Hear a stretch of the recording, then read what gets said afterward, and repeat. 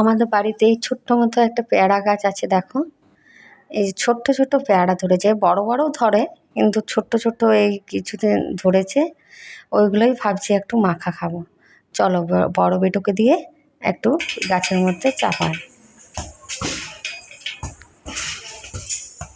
পড়ে যাবে, পারিস না বাবু।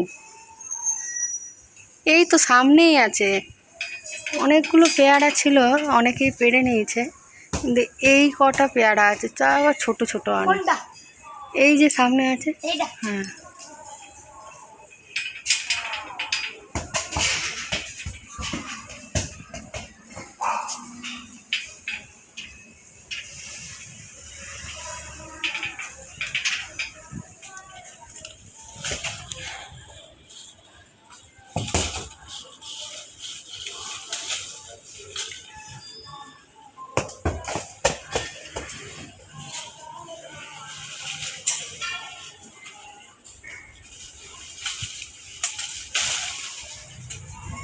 নেমে যা, নেমে যা। পেয়ারা পাড়া হয়ে গেছে, এবারে কেটে নিই। এই ধুয়ে নিলাম পেয়ারাগুলো, দেখতে পাচ্ছ কত ছোট ছোট ধরেছে পেয়ারাগুলো। এইগুলোই মাখার ইচ্ছা হলো, এই ছোট ছোট পেয়ারাই খাবো ভাবলাম।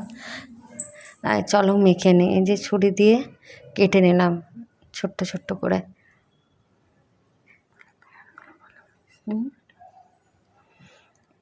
ধুয়ে নিচ্ছি,